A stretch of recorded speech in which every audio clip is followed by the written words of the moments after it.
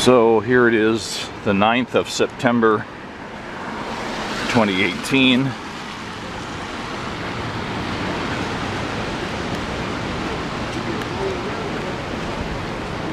And I'm in the historic district of Philadelphia.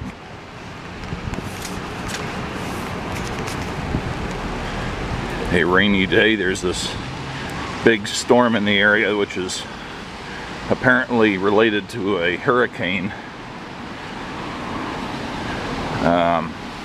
It was supposed to be raining heavily today, but latest forecast suggests that it's more like just steady, lighter rain is actually going to happen.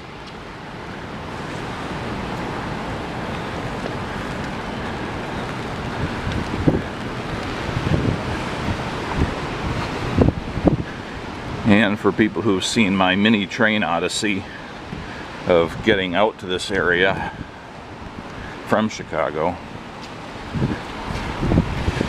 I came in on the train last night from Albany via New York City, and I chose the Wyndham Hotel Historic District, which is kind of right on the edge, or depending how you look at it, the middle.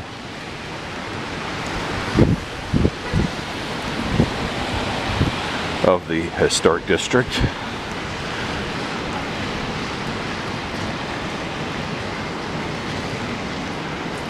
So I have a 10 a.m. tour scheduled for Independence Hall, and I'm just hoofing it over to pick up my ticket at the visitor center. There are some of these attractions, which at least according to the government website, are only viewable if you have a ticket for a tour.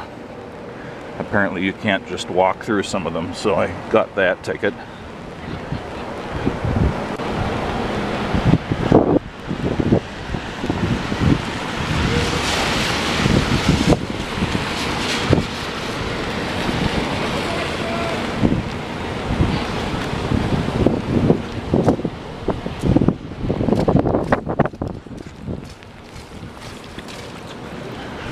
I've got this really lightweight traveler's umbrella, and it's kind of gusty out here. I wouldn't be surprised if it turns the umbrella inside out before the day's over.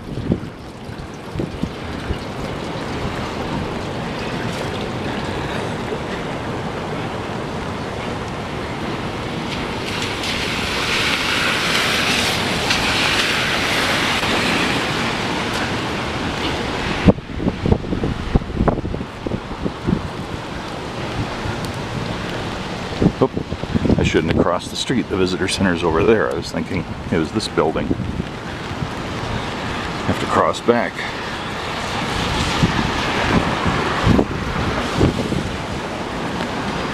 You got this historic district, but it's surrounded by high-rises and so on.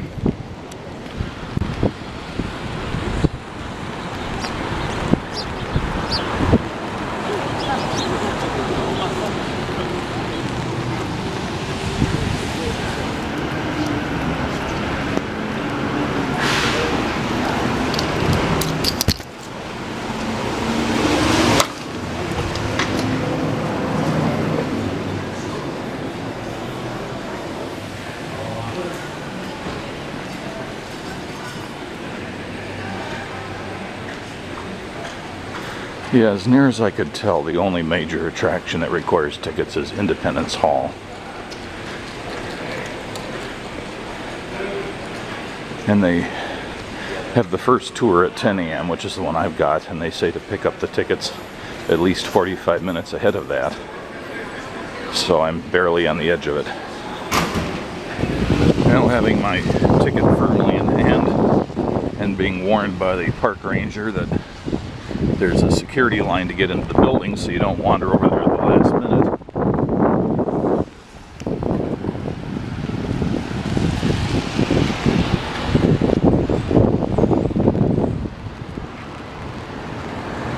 I think it's a little sad that this very important part of our country's heritage and history should be surrounded so immediately by all these high rises and so on.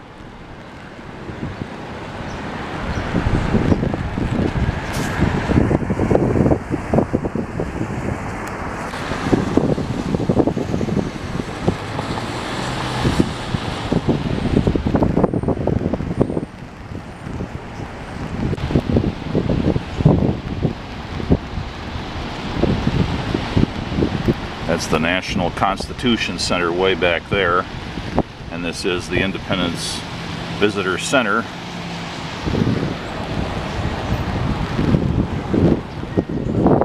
Let's walk down that way. The wind keeps trying to turn my umbrella inside out, and the rain is coming in kind of horizontally from the west.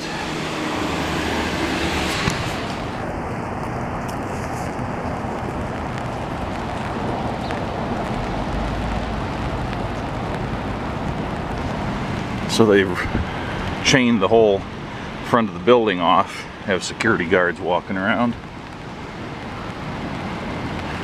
And you have to go to the southeast corner of the park, and that's the only place you're allowed to cross over, because the other end, which would be the southwest,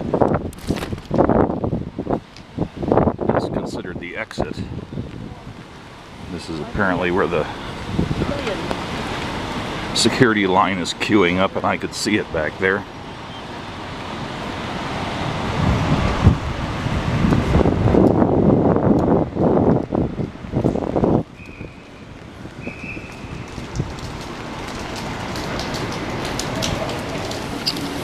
So got through the little security line. It's like an airport security line. Everything out of your pockets, jackets, everything comes off. Go through a metal detector, and the other stuff goes through an x-ray on a belt.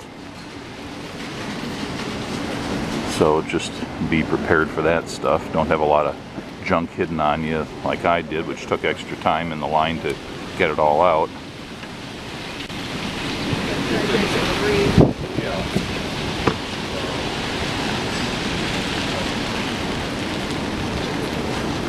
You think it's going to rain? Nope. All an illusion. Oh. Here's a bit of a modification of what I said earlier. Apparently it's only during the peak period that you have to get a timed entry ticket. March through December. If you're here in January and February, no tickets are necessary. And I probably should have mentioned that, even though you do need tickets most of the time to get in here. The tickets are free, although if you get advance tickets, they charge something like $1.50 as a convenience fee for getting them online.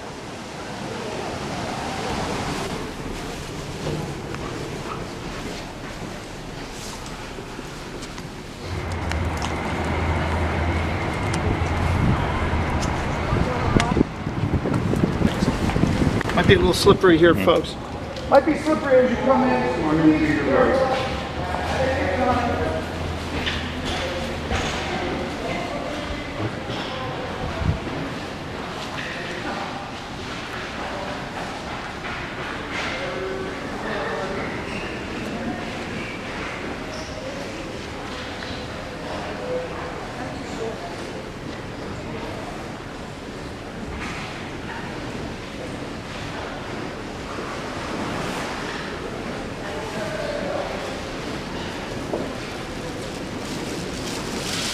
Time that girls would never wear when I was your age. Never wear glasses. It's tough. Even when I first got glasses, it was quite the yeah. You know, begin to lose as you get older, you know, certain things, and then hair, teeth. It's wonderful.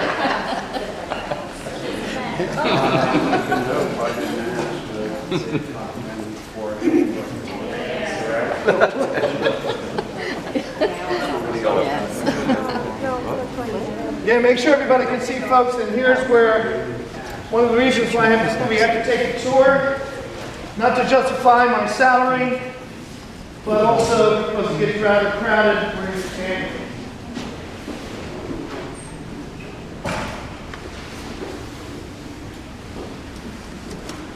There's plenty of room to your left. And those who cannot see can squeeze to the front. Well, here we are, folks, the most important room in American history. One of the great features of the idea of Georgian architecture, besides the classical forms that you're seeing, is balance and symmetry. It's the Age of Enlightenment, after all. 13, which is a lucky number, and of course it's 7 and 6 if you add them up. But the war begins up in Massachusetts. This is representing Massachusetts' table. To get Massachusetts, or to get 12 other colonies to rally around what's happening in Massachusetts is pretty significant. Yeah. Rachel's been here, probably. Kind of. Rachel's been to the beer garden across from here. I don't know if she's But we do have reports of sort of 18th century period pieces present in this room and also throughout the building. And basically what we mean by period pieces were pieces only about 50 years of the last 18th century. Basically, those like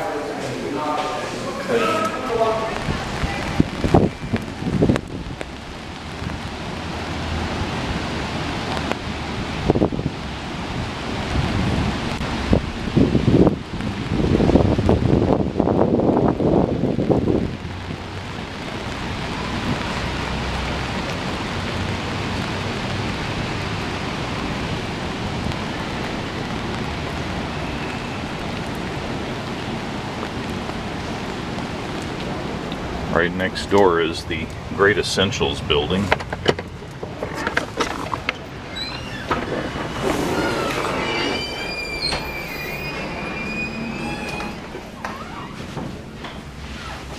Come on in, folks. Feel free to use take as many pictures as you'd like. We just ask you to turn off your flash. If you have any questions at all, don't hesitate to ask me.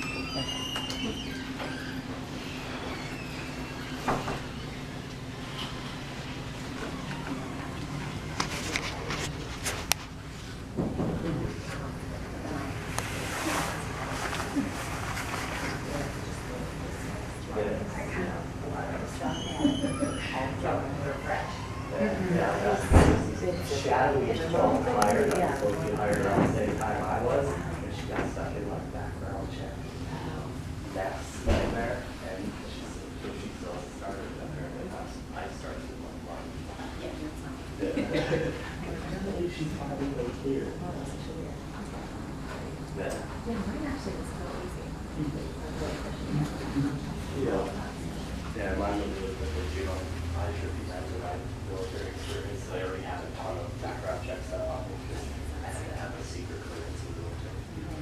Yeah, that makes a lot of sense. So you can Yeah. Yeah.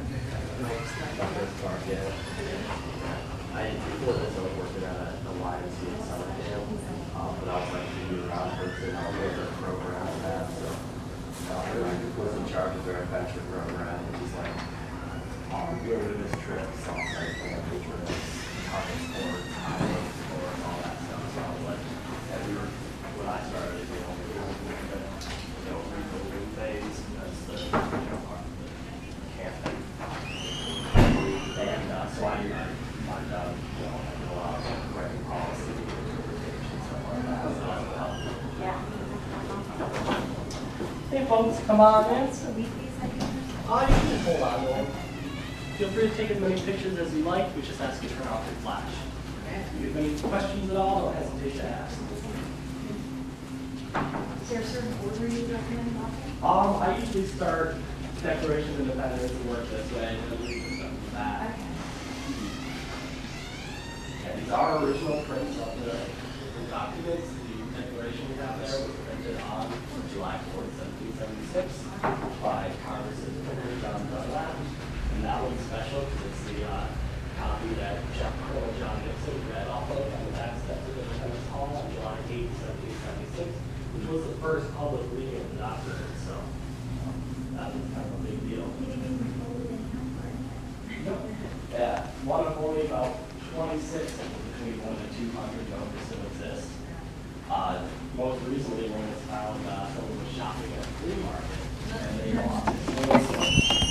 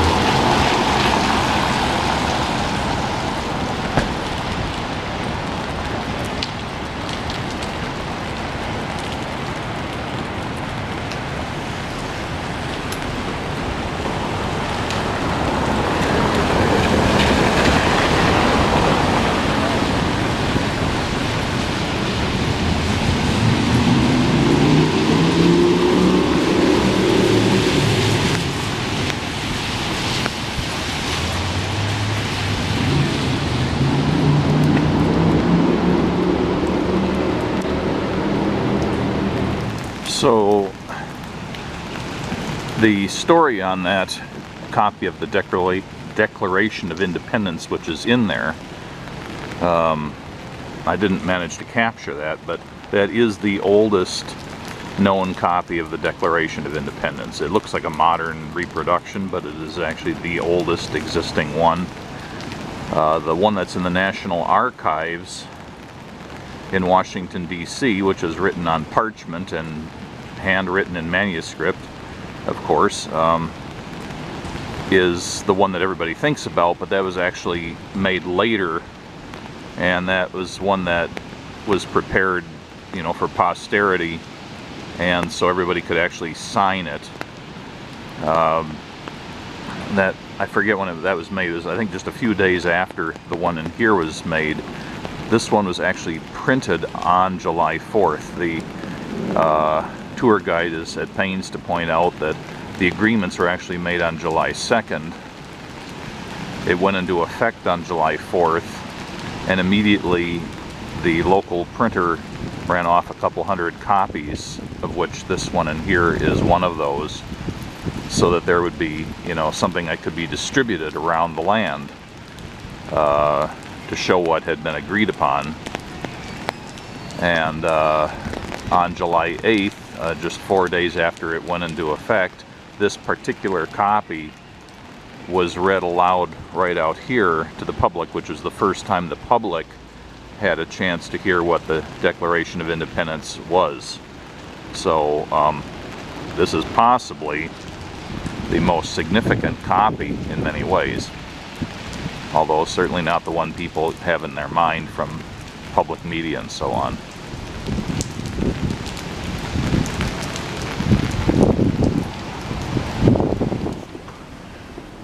This is Congress Hall, right next to Independence Hall.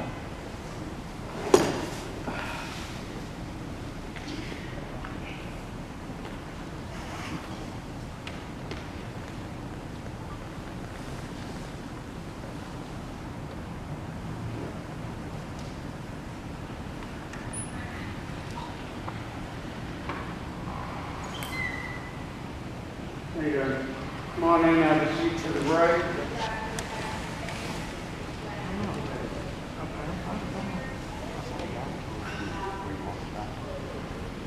The building served as the capital of the United States from 1790 to 1800. That is under the federal Constitution, and during which time they are building a permanent capital city south of here in the banks of the Potomac River. You're in the House of Representatives. The Senate met on the second floor. We will be concluding our tour in the Senate. The House, as you are looking at it, is how it would have looked towards the end of their stay. When the federal government leaves here in May of 1800 to go to their new home in Washington, there are 106 members of the House. They are representing 16 states, 1 territory, and a population of about 4 million people.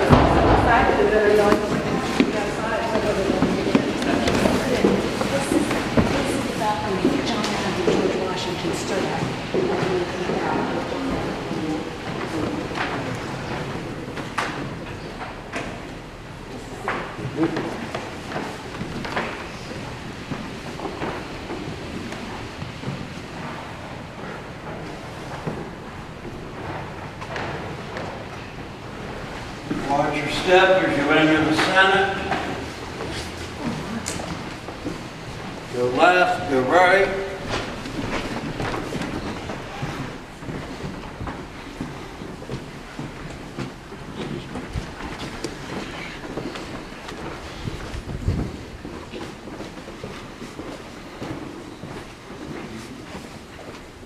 Welcome, ladies and gentlemen, to the United States Senate.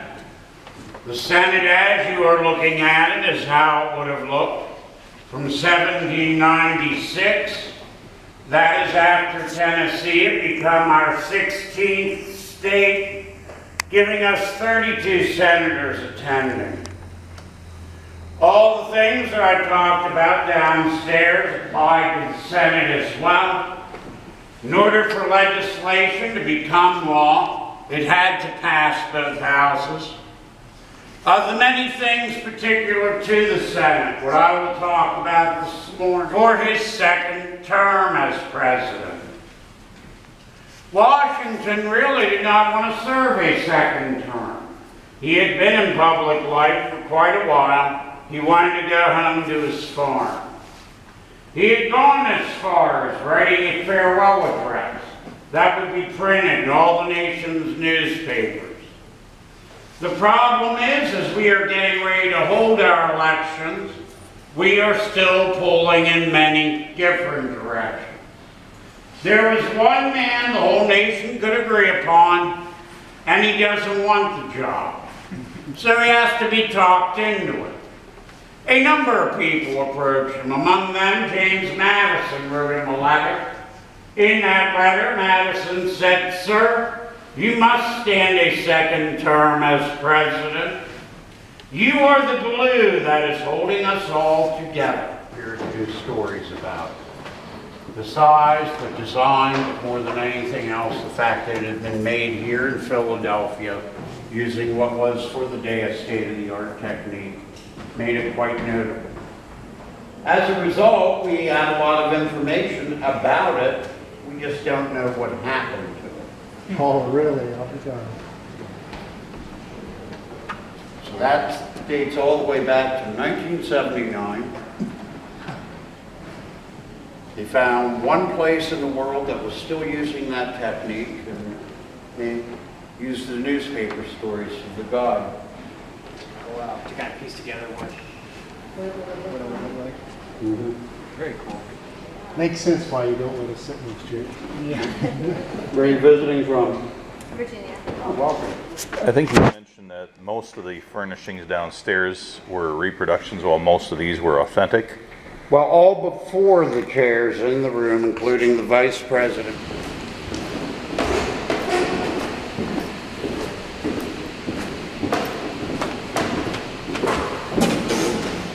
Got that period straight tape here. Well, you'd rather have that than have people fall.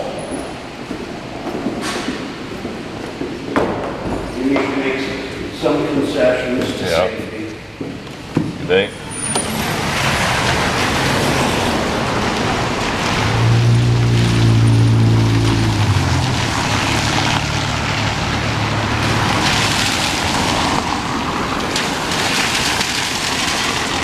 So this was the building we just came out of, the first location of Congress and the Senate upstairs.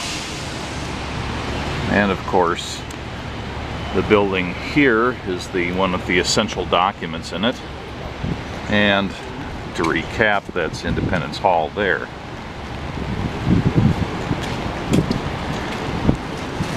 Now the park ranger who was giving the tour of the Congress and Senate building, I inquired about the furnishings because most of the furnishings in the Congress part of the building are reproductions, whereas most of them upstairs in the Senate part are authentic ones, either from that room that were known to be there at the time, or in the case of some of them, especially in the side rooms, they're ones that were known to be in this immediate area of the city at that time, but not necessarily in that room. When I inquired why did the Congress furnishings disappear and the Senate ones remain around, the answer was that the state of Pennsylvania had furnished that building, which was actually the courthouse, but made it available for the Congress and the Senate, and they had hoped that a decision would be made to keep those government bodies there.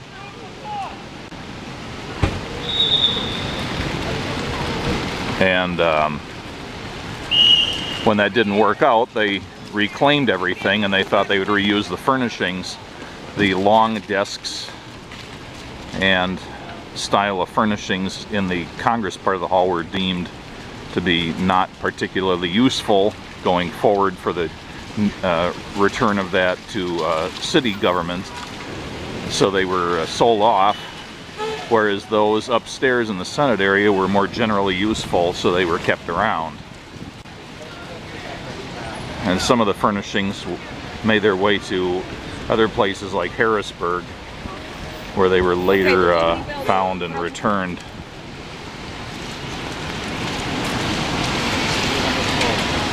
So this is the part of the Independence Square, but it's roped off from Independence Hall. You don't have to go through security to get here. This is the old City Hall.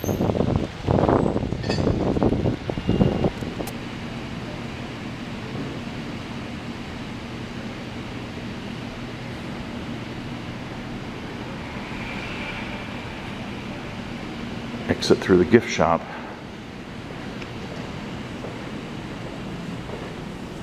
Hello? Hello? Find the cockpit? Yeah. Where they kind of berated him and made fun of him and everything else, and he just kind of stood there? Yeah. That's London. I'm impressed you actually know that. I don't run into many adults who are familiar with that incident in his life. Where did you hear about that?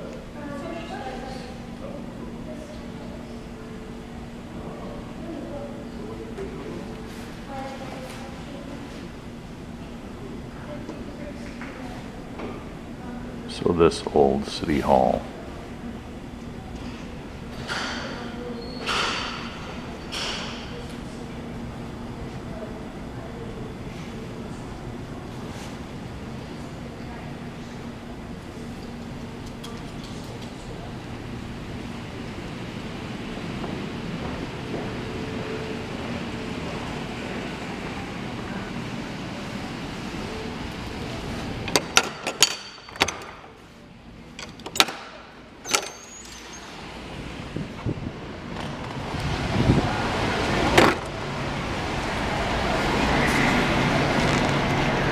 So I didn't want to talk over the explanations the park ranger in there was giving to other visitors, but what he told me when I first came in is this was the original location of the Supreme Court in the new government. And I have to open my umbrella again.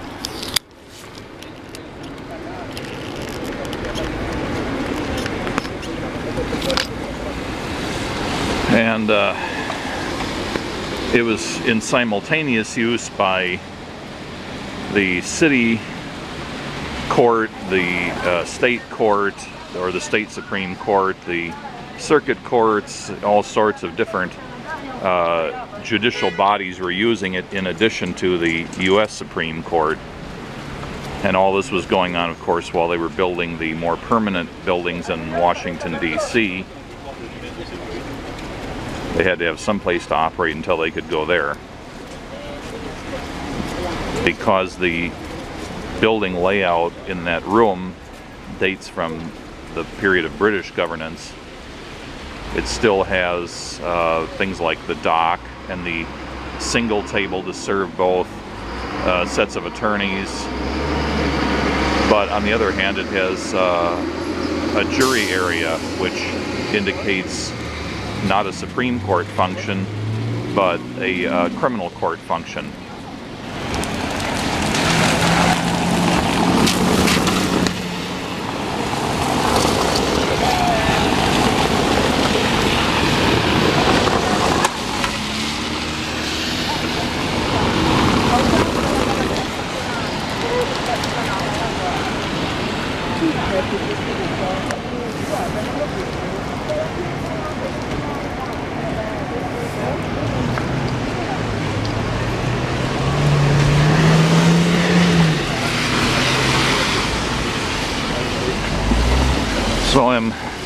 heading east, and this should be, I think, the second U.S. Bank building, with the first being another block further on, unless I'm confused.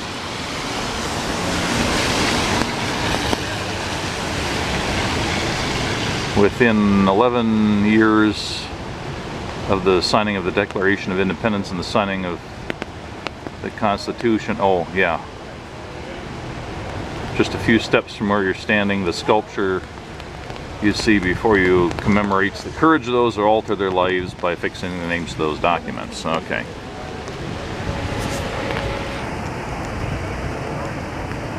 Holding aloft a presumably signed piece of documentation.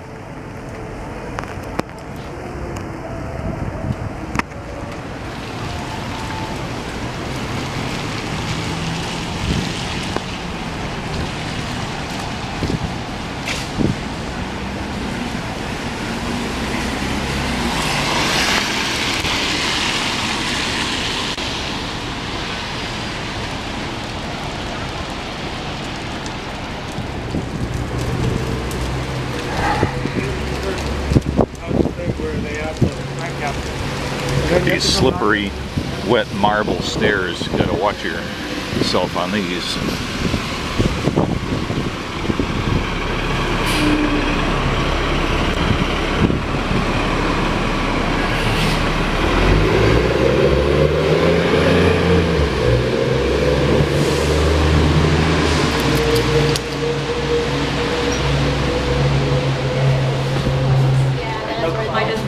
That's smart. Yeah.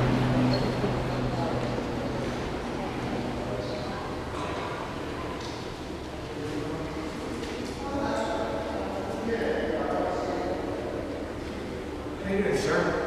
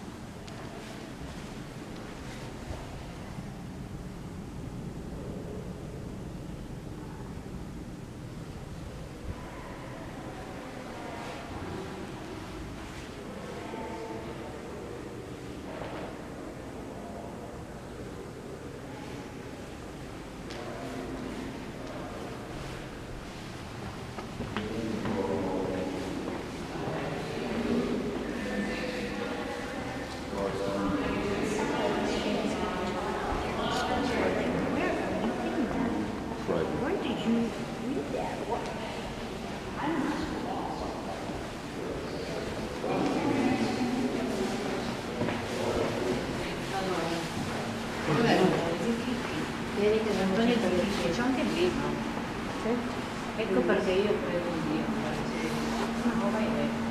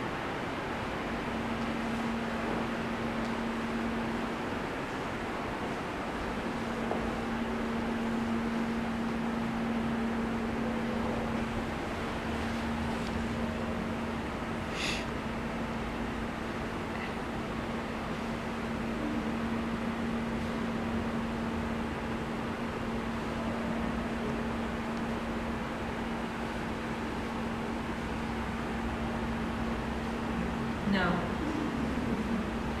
He sat down away and that's Marie.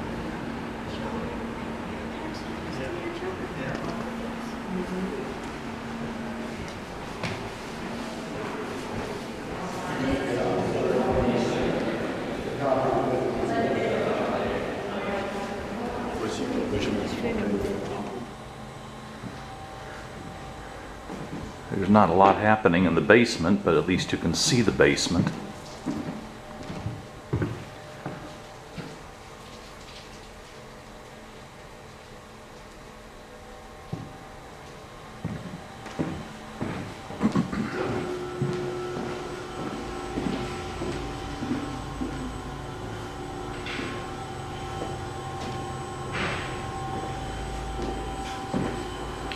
They actually have an elevator here. How about that?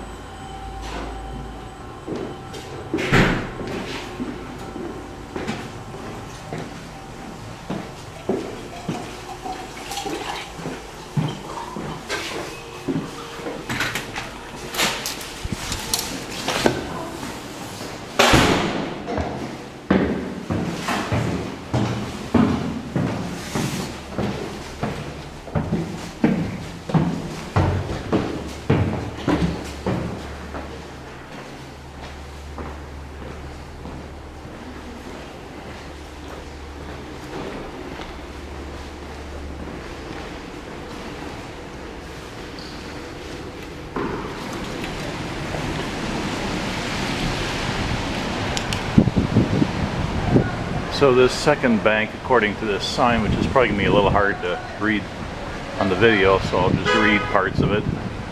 It's the old custom house. Example of Greek Revival architecture.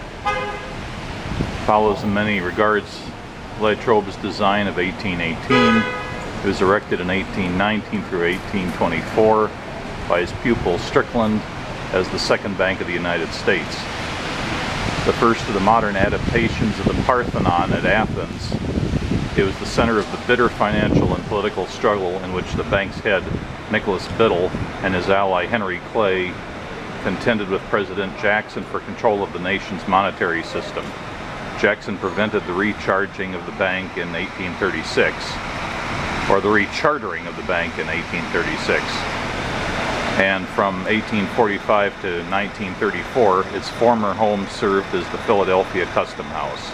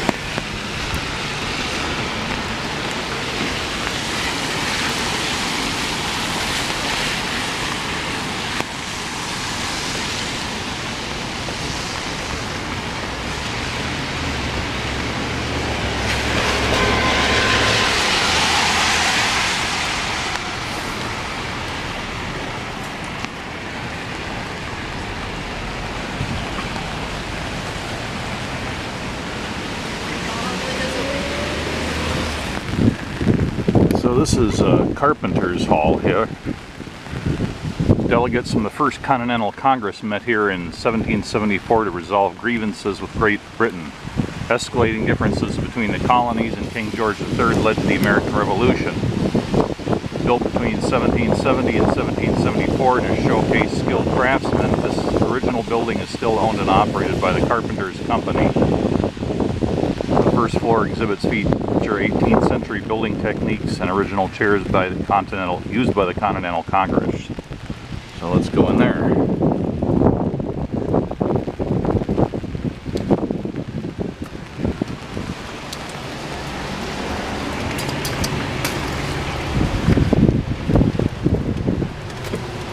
I think this is not the building. This is just the one that's on the street. You have to go back in here.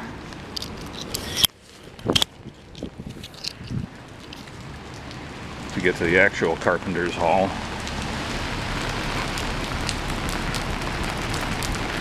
This is the Military Museum at Newhall, or Newhall Military Museum. Stop in there on the way out.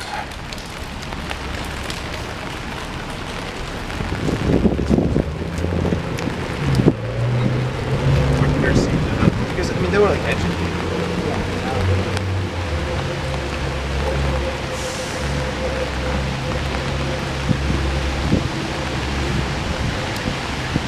Carpenter's Hall, meeting place of the First Continental Congress in 1774. Closed on Mondays.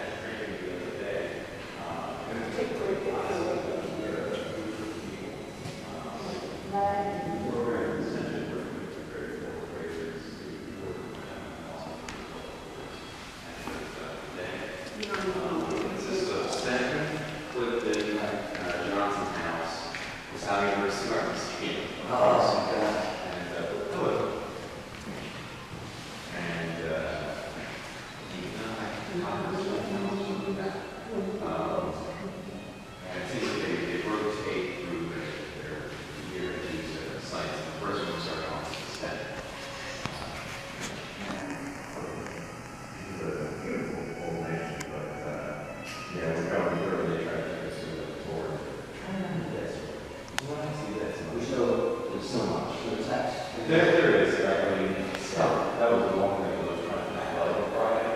They gave me 2 polos and this giant binder. And it has everything in there, you know, like in terms of activities and things going out. We should have 35 minutes to do the whole house. And then you have total activities for student kids. And it's like, one of them is like 18th century chores. There's stuff filled with hay, stuff that is break up some leaves, carry water, logs, and the other thing is talking about the logging brushes and the American relationships. Yeah, James Logan having a good hand and all that. So, Not yet addressed? just a polo. No time period. But I don't have to work with really that now. But yeah, it should be neat. I'm just going to do a really good program. But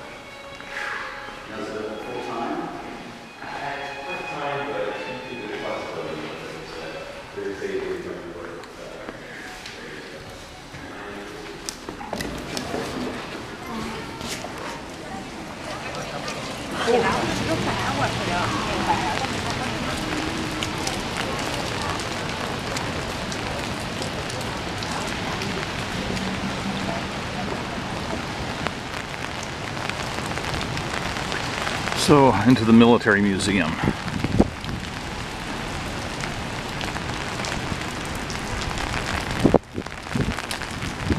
And then after this, I think it's lunchtime.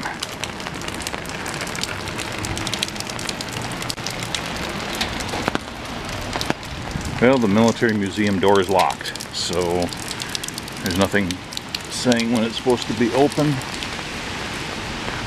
Guess I won't go there.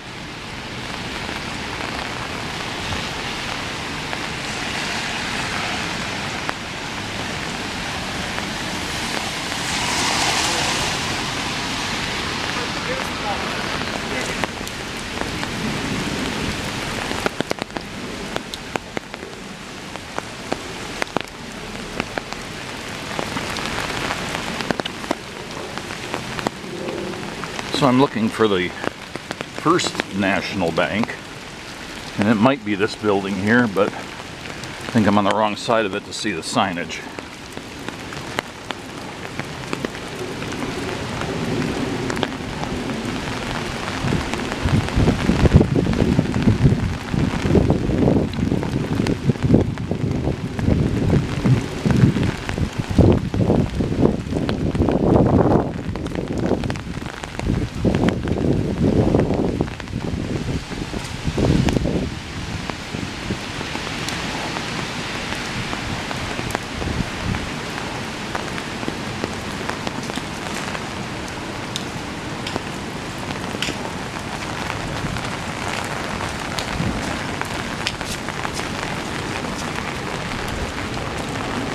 This looks more like it.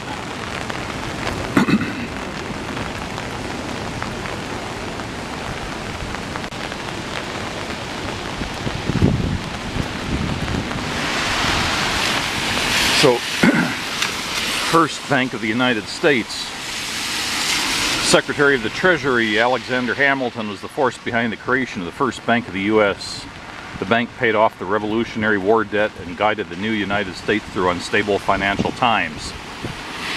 This impressive federal-style building was built in 1795. The interior was later remodeled by the Girard Bank to include a spectacular glass dome. It's getting windier out here and the rain's coming heavier.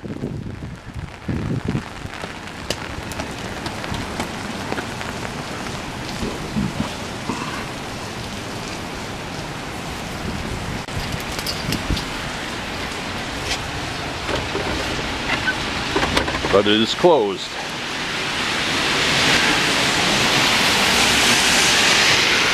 Well, at least across the street is the Museum of the American Revolution.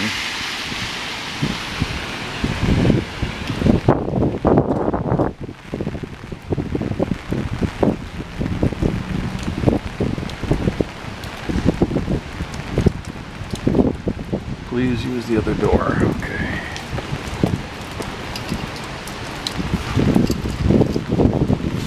Cafe.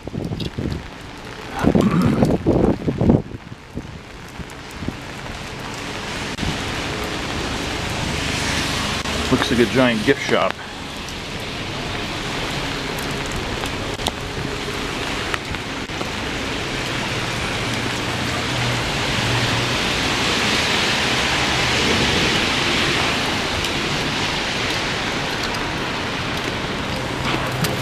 Thank you.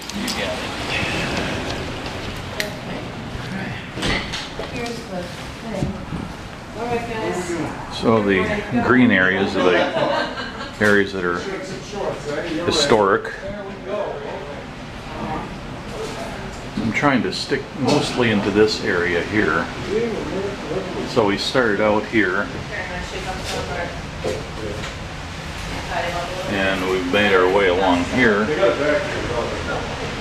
I don't think I have time to actually go to the Museum of the American Revolution today.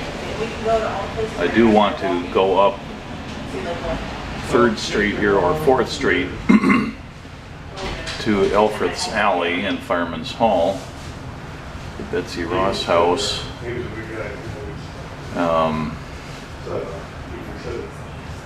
Somehow hooked back to the Benjamin Franklin Museum.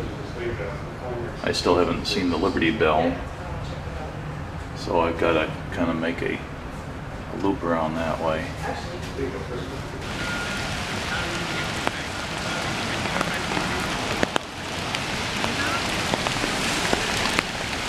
This here is the Merchants Exchange.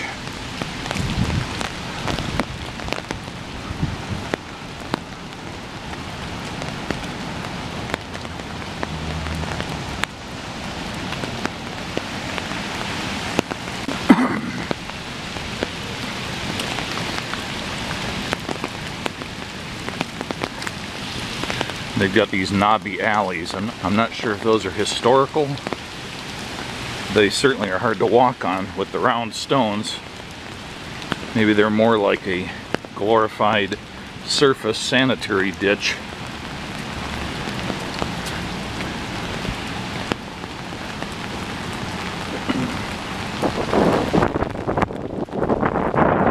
My face now. So this should be 2nd Street.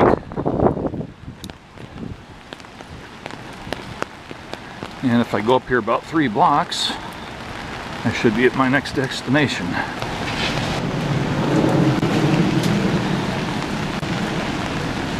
A lot of old restaurants along 2nd Street here,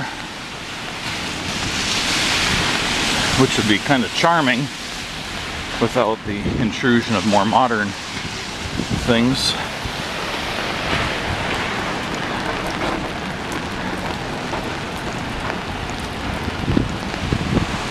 Right over here at 2nd Street and Market is the entrance to Penn's Landing, which is right on the river.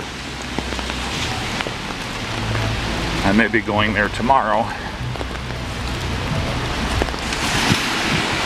Right up here on what used to be Church Street, but is generally closed to traffic these days, is Christ Church from 1695.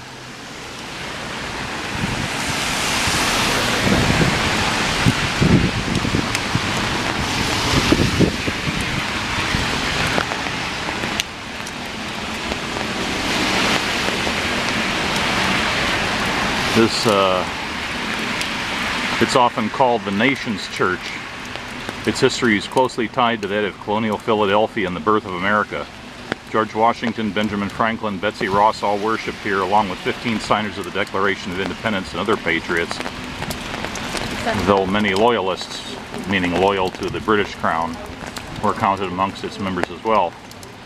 Founded on this site in 1695, Christ Church quickly grew into one of the largest congregations in Philadelphia.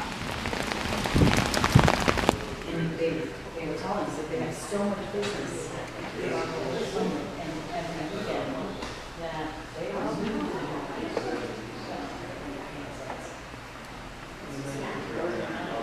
Well, I like the box seats.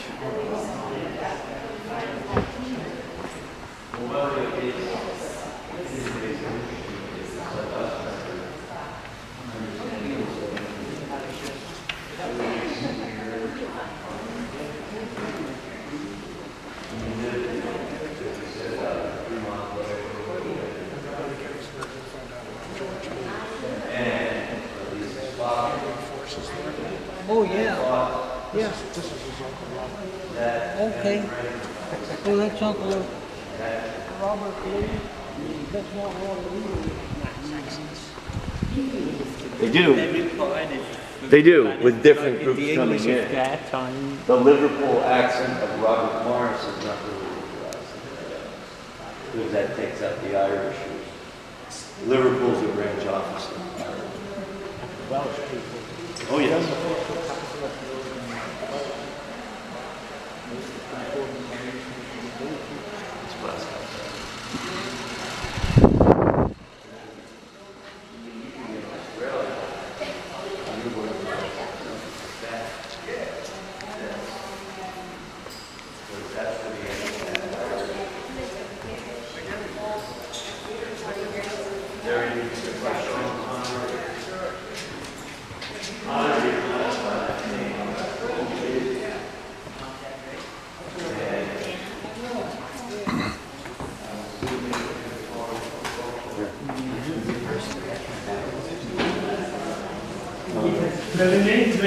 Yes, it is.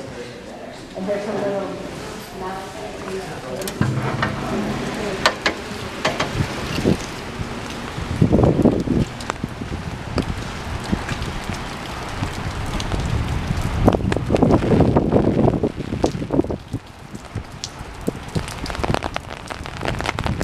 Bit of a cemetery out here on this side.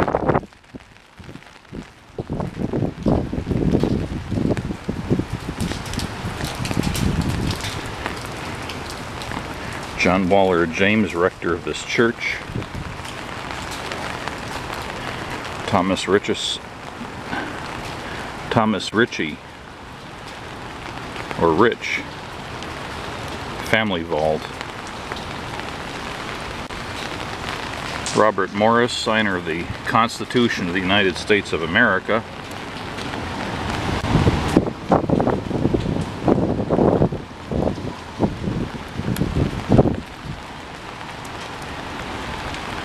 Can't quite make out the names on some of those.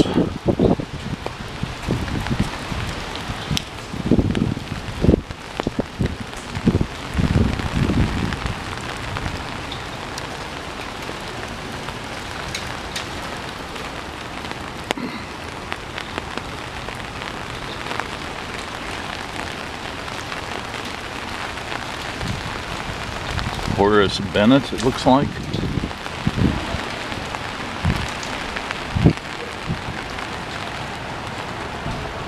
Jacob Broom, signer of the United States Constitution. Of course, that's a marker. I'm not sure that means that the grave is there.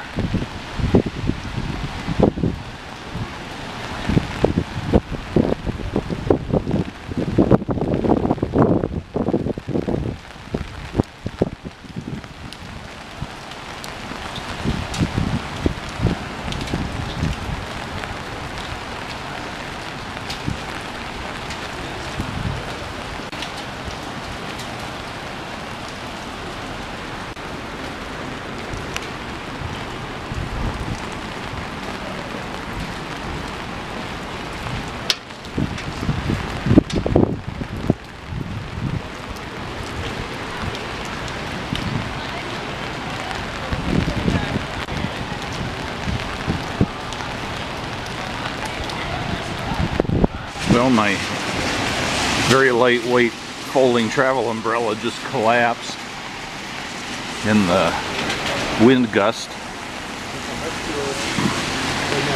So I have to hold it without a shaft now.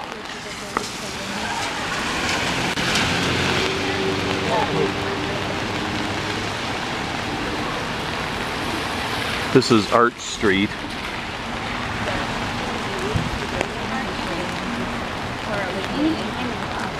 Down there a couple of blocks is my hotel.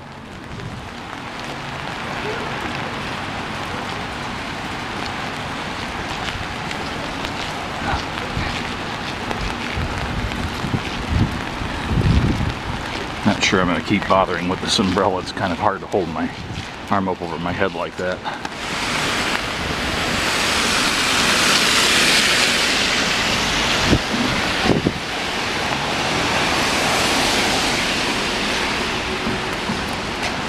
So here we are at Elfreth's Alley. Something about it being the only preserved alley of its type in the city.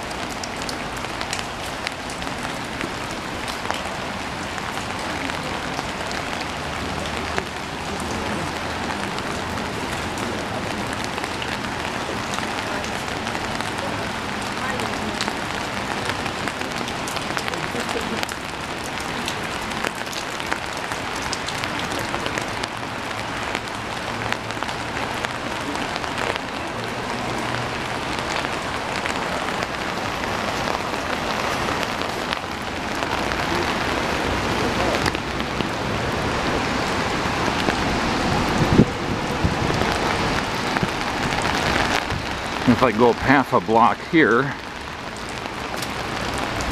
there should be a fireman's museum.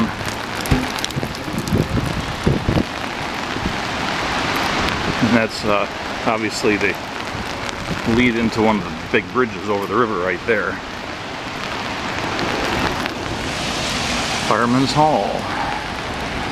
Entrance in rear, but I think from this narrow alley it'll be easier to not jump a chain.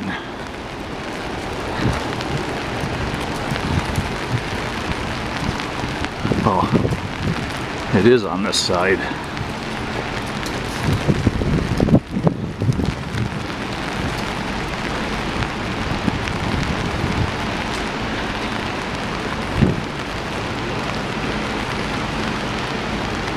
It's locked. Okay, so much for that. The next order of business is to find a drugstore or a hardware store that'll sell me a new umbrella. While on Arch Street here, this is the Betsy Ross house. Doesn't look like it's open, but maybe it is. Maybe there's a side entrance. Entrance through garden.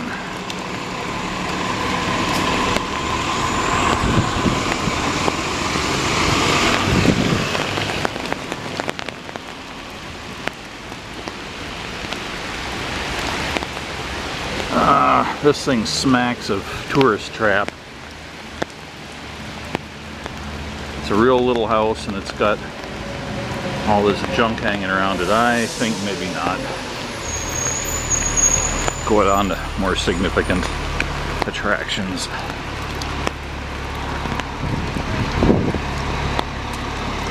Okay, armed with a brand new umbrella from the CVS pharmacy across the street at 3rd and Market. Now I'm making my way to the Benjamin Franklin Museum.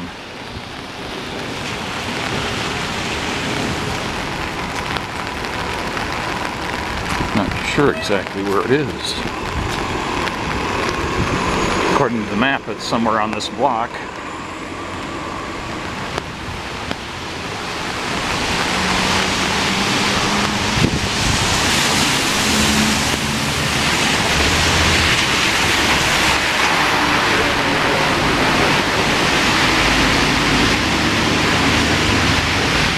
There we go.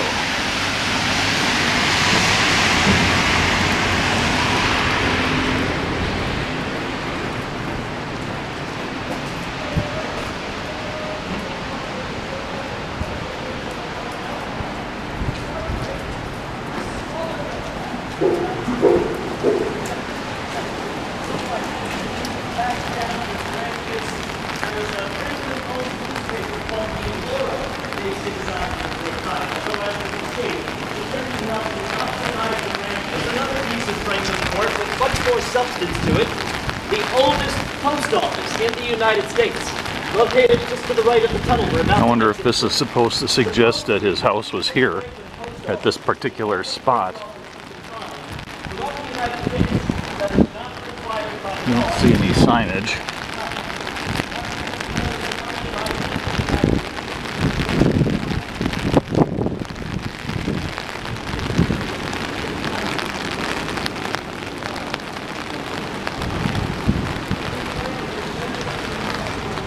Okay, in 1812, when Franklin's grandchildren no longer wished to maintain his house, it was torn down to develop a street with a row of modest rental houses on each side. Protected by this street bed since that time was this fragment of the house north stone foundation wall built in 1763.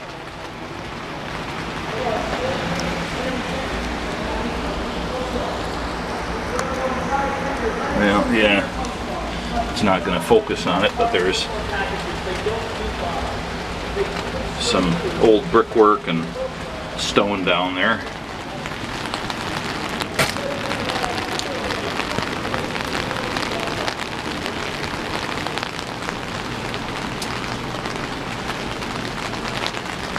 This fragment of stone foundation wall supported the upper masonry wall which separated Franklin's first floor parlor and study.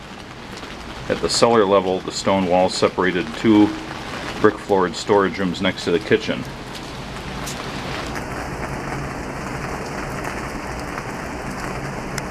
So you can kind of see the corner of a foundation there through all this dirt and stuff on this wet window.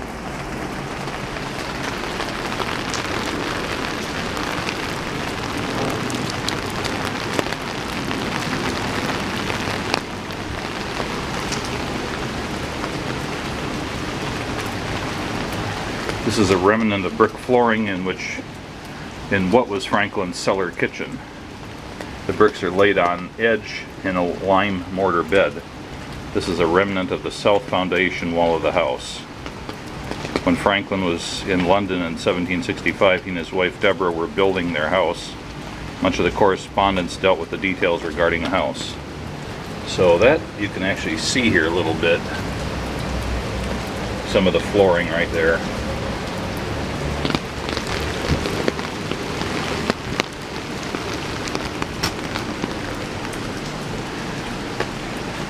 And this is the privy pit, or the cesspool pit.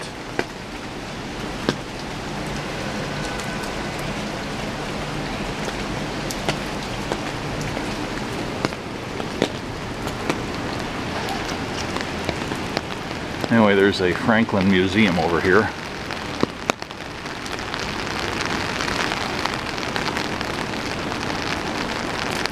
Which we can go into.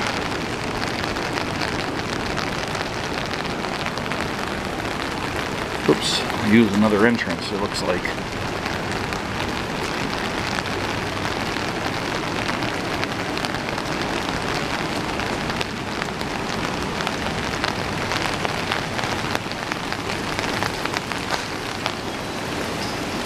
So these are the little portals we were looking through to see down into the old foundations.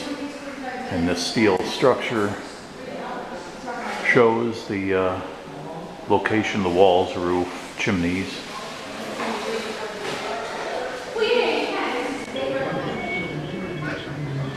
As I grew up, came into the world, and observed the actions of men, I thought I met many men who gave too much for the whistle. If I knew a miser who gave up every kind of comfortable living, all the pleasure of doing good to others, for the sake of accumulating wealth, too active and went too freely, and too much indulged of love to evidence. My friend. I don't want for 1 hour.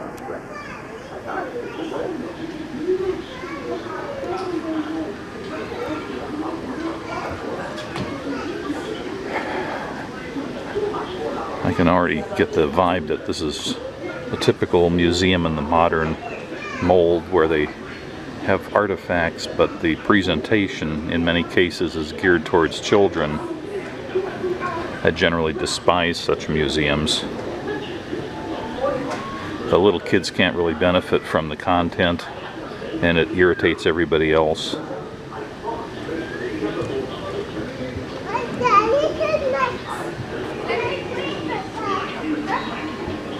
I know you too well.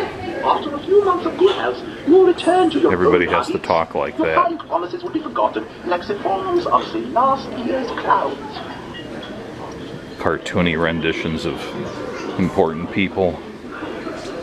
Silly cartoon voices. Not much reason to believe they talk like that. Sad. Ah yes, the glass harmonica.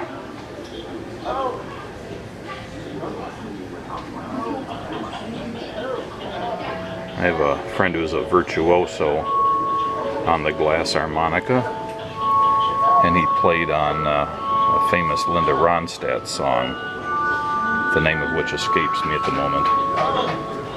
But the glass harmonica theme plays through the entire song.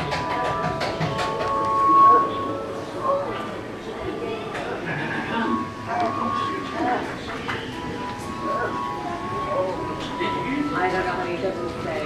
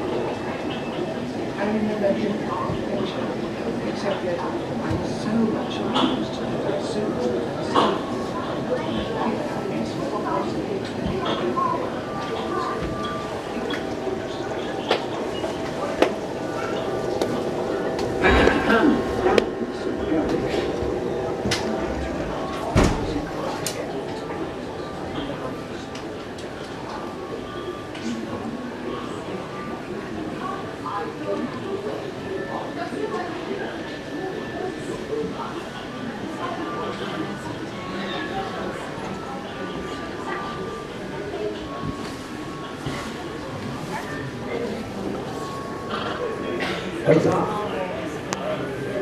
Huzzah!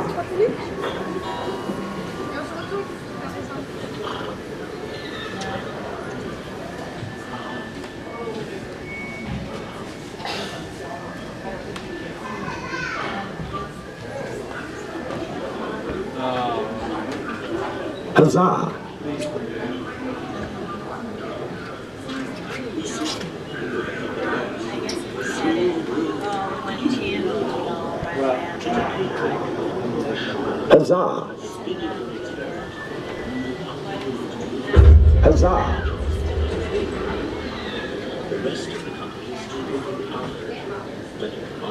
Huzzah! He's just going to keep repeating the same thing. Huzzah!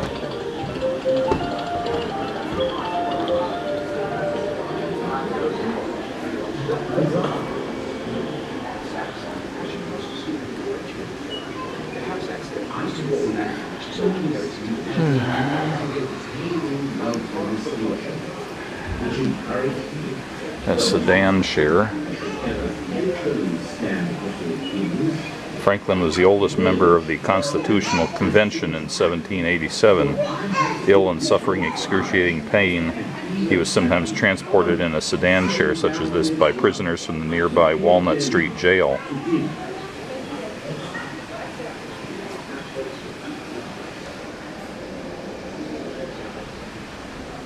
Well, after about a half-hour quick walk through the Benjamin Franklin Museum, which I thought was really underwhelming and, as I mentioned and mumbled before,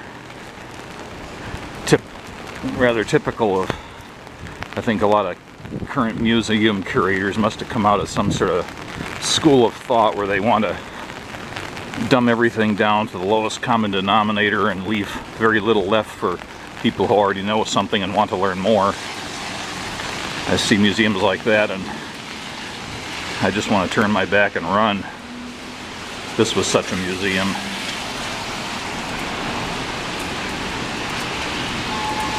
Glad they only charged $5.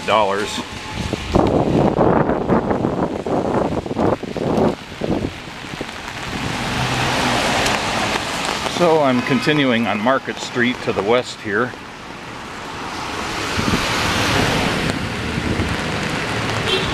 And this is 4th Street in another block. And my hotel's just up there, more or less.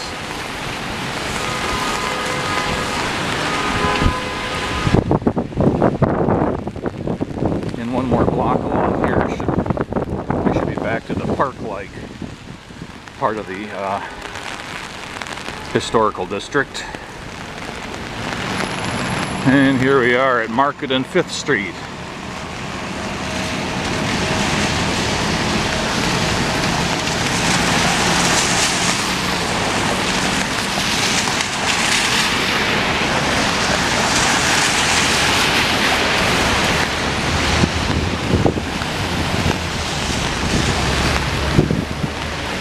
I didn't realize I was going through such a deep puddle, and I managed to get water inside my shoes, which is not going to be pleasant. Luckily, I'm fairly near the amount of walking I plan to do for the day.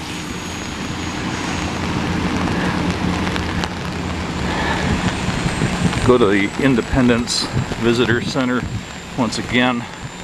Go down here where the Liberty Bell is. Do a couple more things and then go back to my hotel and dry out.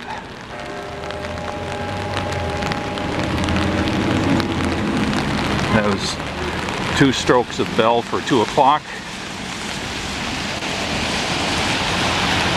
National Constitution Center down there.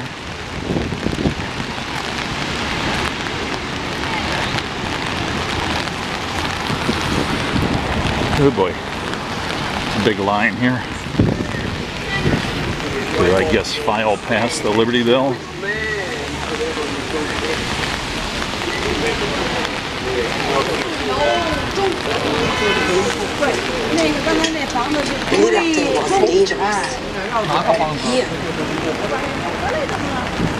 Yes, there's a line.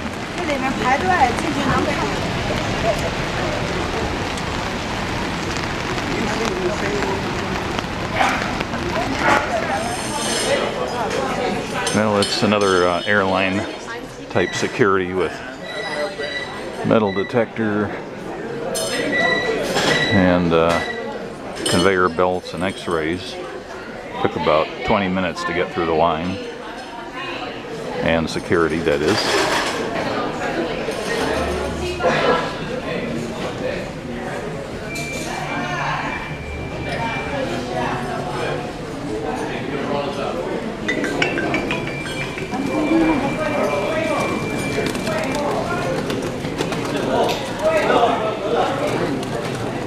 When did the war?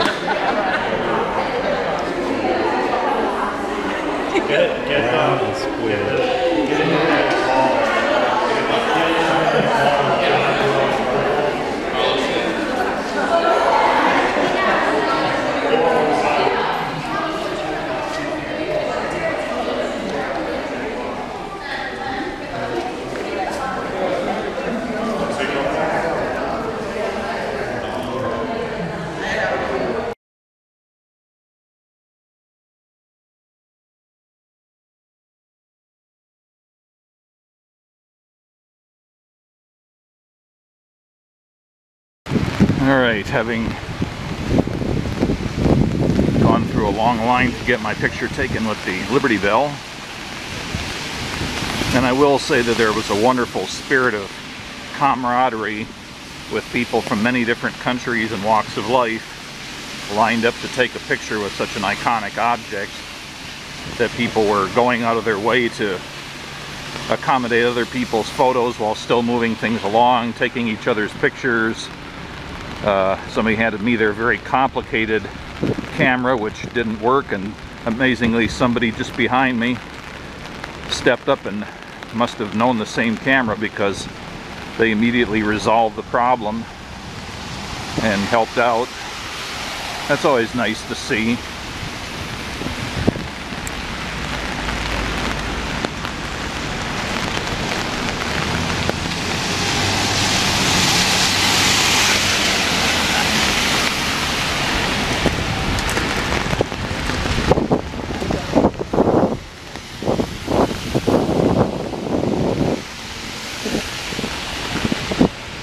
Coming back up to Market Street.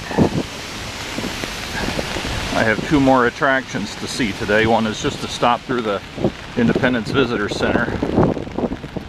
So far I've only been in it to pick up my ticket for the Independence Hall.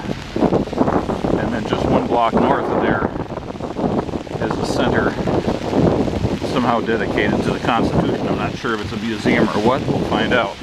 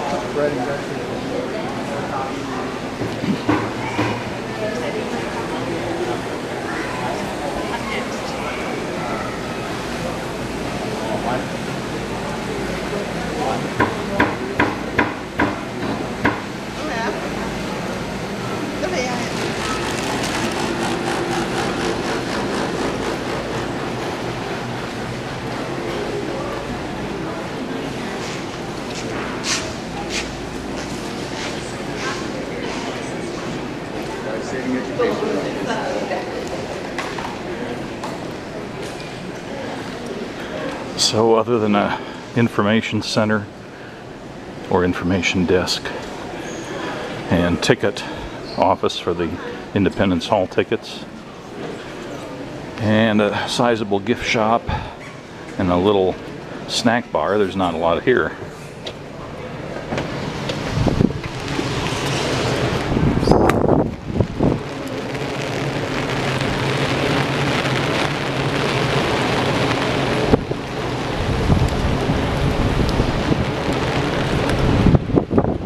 Apparently a parking garage under here because this is the spiral ramp coming out of it.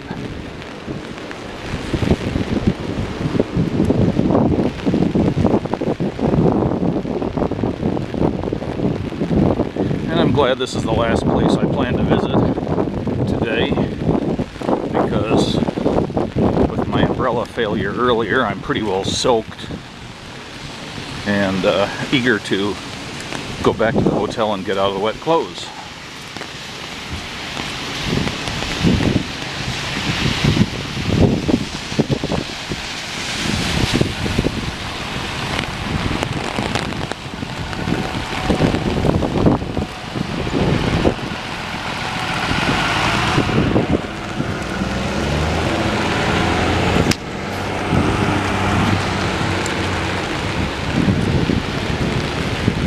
National Constitution Center.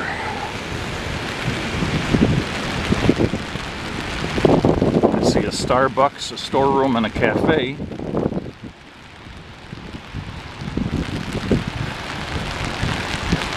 It's a fairly big looking building, but it gives me the impression a large part of it is given over to more touristy stuff.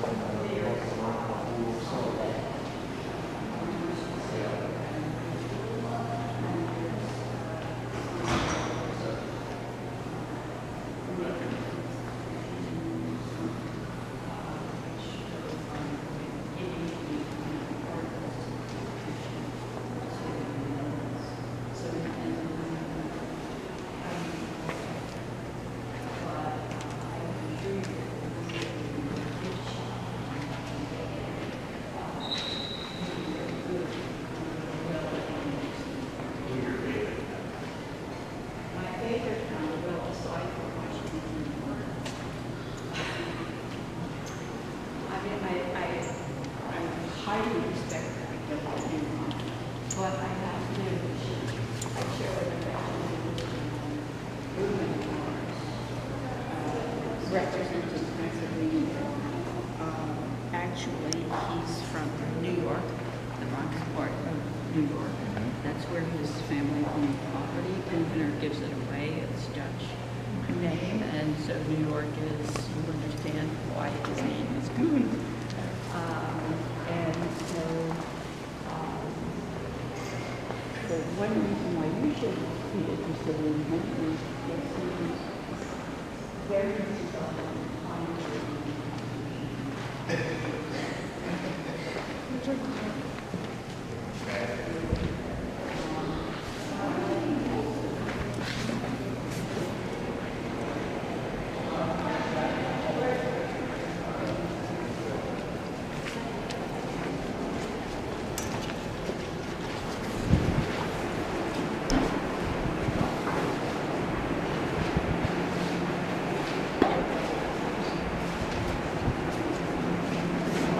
Why do they always have you pull it indoors when you're going in that direction? I guess it's so people in there can get out easier.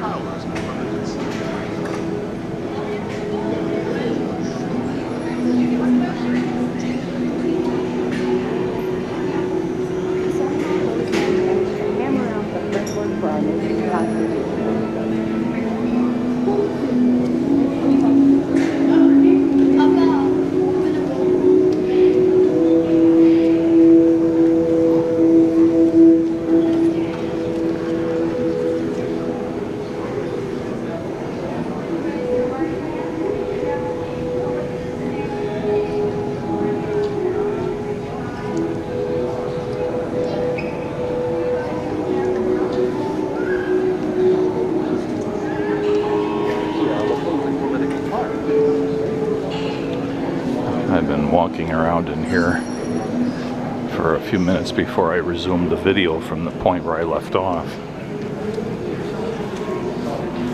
And this is sort of a hodgepodge here. It's not really chronological or anything. It has little vignettes like the Dred Scott decision and various little bits and pieces of things, all vaguely having to do with the Constitution or artifacts of the Constitution.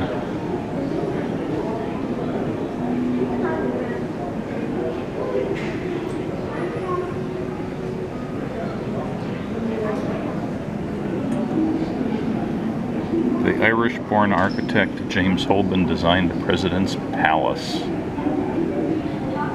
George Washington oversaw its construction but never lived in it. John and Abigail Adams became its first residence in 1800.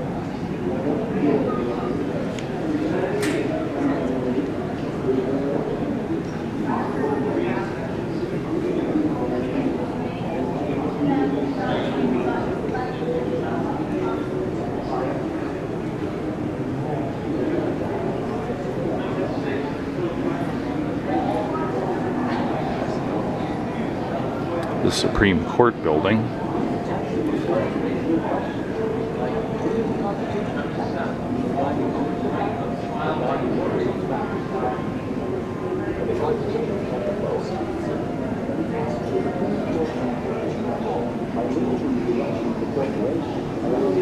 This is really nicely done. There's lots of detail.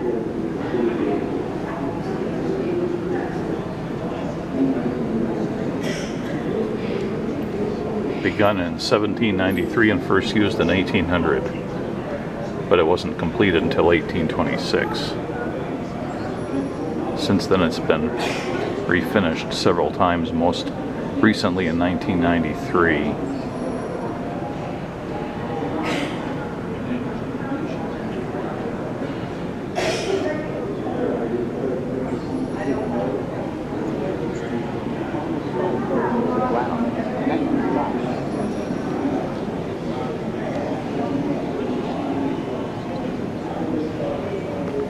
In many ways, this isn't strictly about the Constitution, but it has a lot of bits and pieces of U.S. history in it.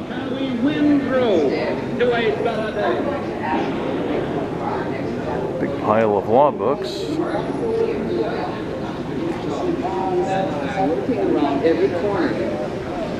A little bit of McCarthyism.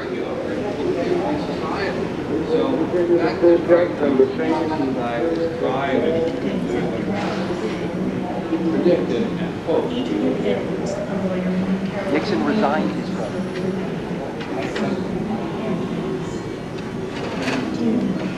I'm going to go into the company club to send you this letter.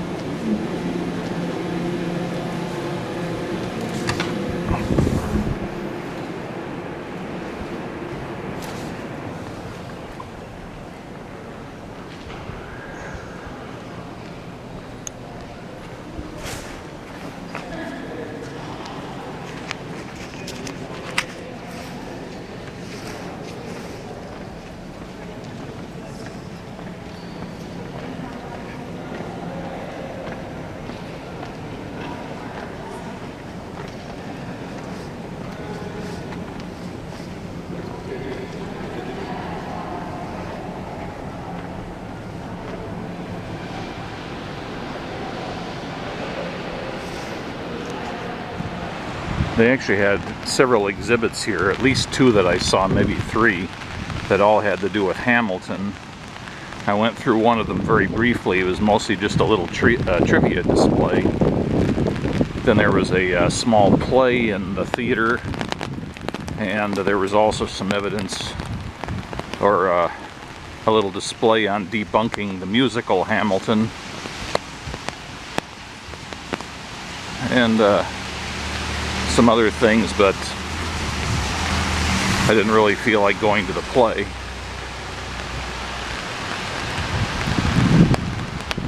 Okay, this should be Arch Street again. And I think that means my hotel is just off to the left.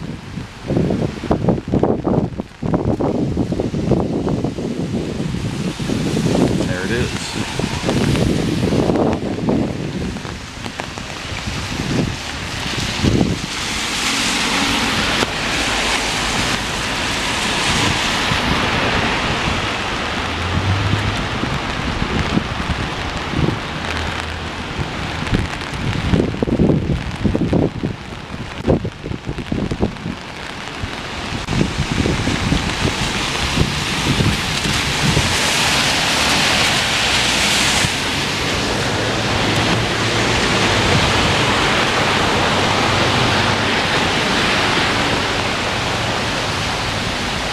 This is the Christ Church burial ground. We already visited the church.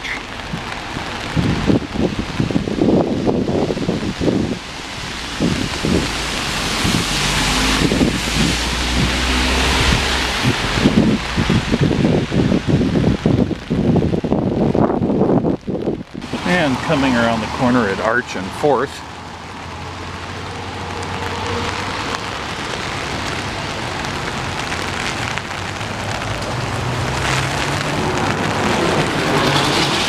there's my hotel.